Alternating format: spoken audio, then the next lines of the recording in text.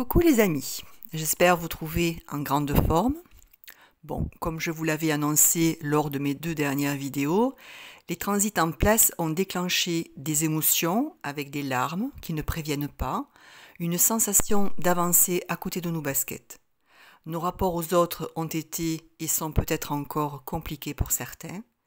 Nous continuons peu à peu à nous séparer de ces relations qui nous maintenaient dans des faux semblants.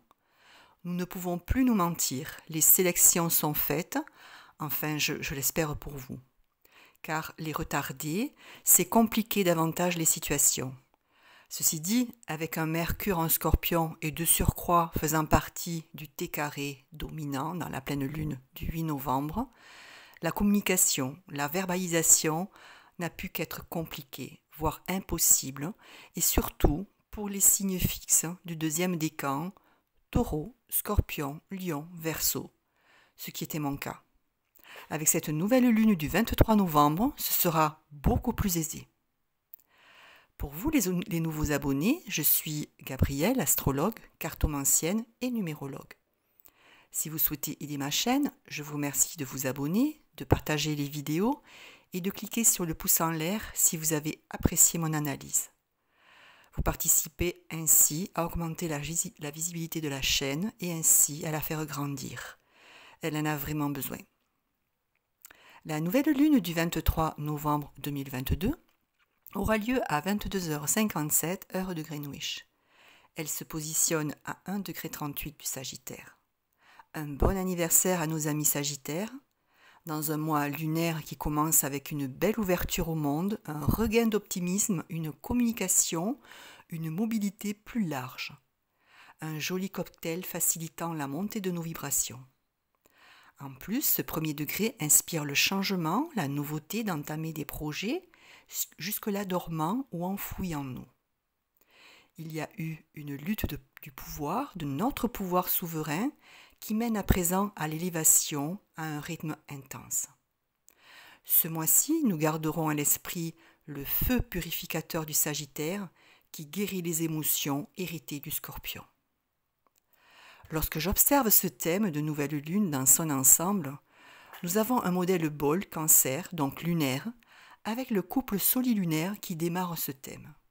Le soleil et la lune sont les astres incisifs de ce thème, donc les effets sont encore plus puissants que d'ordinaire dans un thème de nouvelle lune. La bonne nouvelle, c'est que soleil et lune sont à la pointe d'un triangle mineur avec en planète focus Pluton et à l'autre bout Jupiter-Neptune. Une formation positive, c'est-à-dire c'est une configuration qui développe nos créations et les concrétise. Nous allons accueillir les imprévus, les mutations, au grand jour avec calme et sérénité. Certes, ça bouscule, mais on va s'y adapter avec confiance. On peut même se sentir à l'aise dans un milieu étranger et adopter un autre rythme de vie.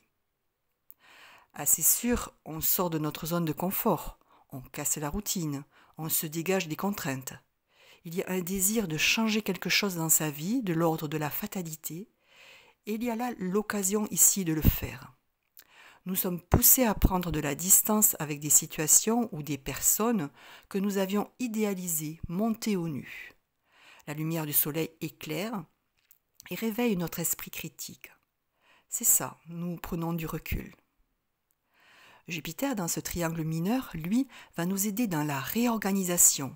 Il va acter nos transformations pour acquérir plus de confort et de bien-être. On saura mieux profiter des situations et se défaire des contraintes pour obtenir la sécurité et la stabilité.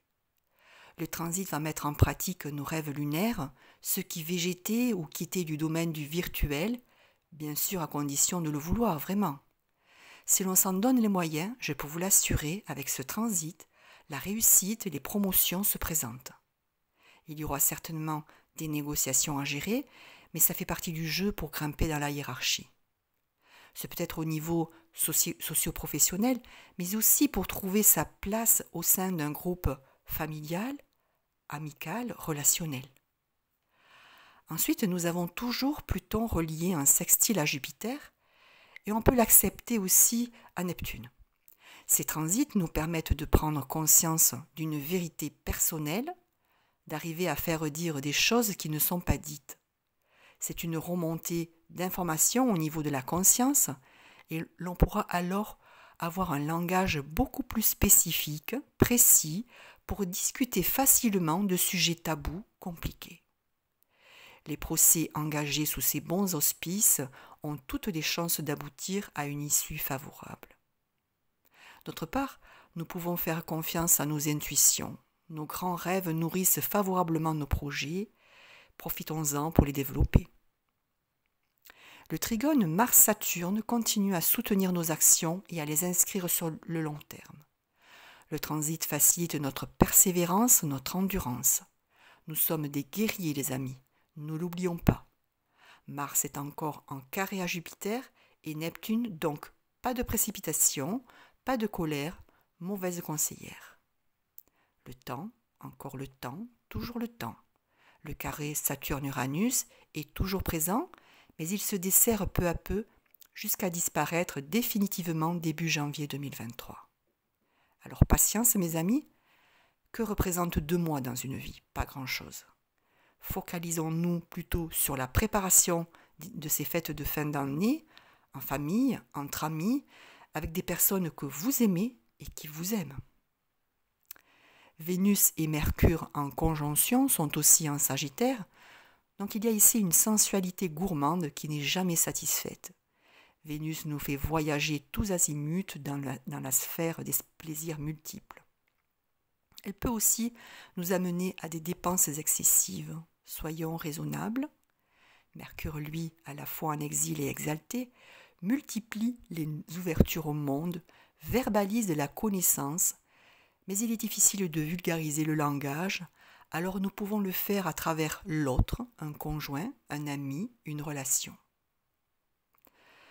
En conclusion, un thème beaucoup plus léger qui rompt avec les dépendances affectives passées nous apporte une ou des opportunités de nous mettre en chemin vers l'indépendance, la créativité, avec l'amour en prime. Même si le doute, la confusion a pu ou peut encore nous faire hésiter par peur du faux pas, faire des fautes, ça fait partie des apprentissages de la vie. Nous nous formons tout au long, c'est pourquoi nous sommes là. Il nous est demandé d'explorer de nouveaux horizons, d'avoir le goût du risque, l'esprit de conquête, en faisant des choix avec notre cœur. Il faut voir ces opportunités comme des cadeaux. Il y a une phrase qui vient souvent à moi en ce moment, « Aide-toi, le ciel t'aidera ». Parce que si nous nous engageons avec le cœur vers un nouveau challenge, eh bien nous recevrons de l'aide. Et puis maintenant que nous nous sommes débarrassés des relations toxiques, restons soudés avec ceux qui restent, que nous aimons et qui nous aiment. L'union sur les bases solides participe à notre épanouissement, notre vitalité. Nos vibrations remontent. Les signes concernés par les énergies de cette nouvelle lune seront les Sagittaires premier décan, les Poissons et les Capricornes dernier décan, et impactés dans des transits de fond, donc depuis quelque temps maintenant, les Verseaux milieu et fin, les Taureaux deuxième décan et les Gémeaux dernier décan.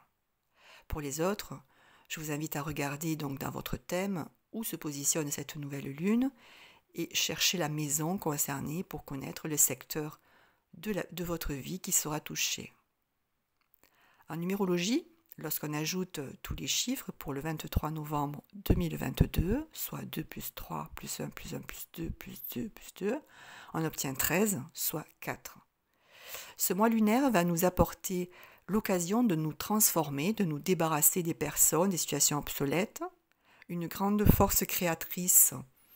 Et donc, on nettoie, on coupe, on fait table rase du passé avec le 13. Ceci pour pouvoir construire de nouvelles bases. Cela peut mener à de grands voyages, des déménagements. Nous mettons de l'ordre dans nos vies, ce qui génère un travail certain, mais tellement constructif et réalisateur. Nous prenons soin de notre foyer, de nos proches, que nous avions peut-être délaissés ces derniers temps, employés que nous étions à soigner notre moi profond et à développer notre vie spirituelle.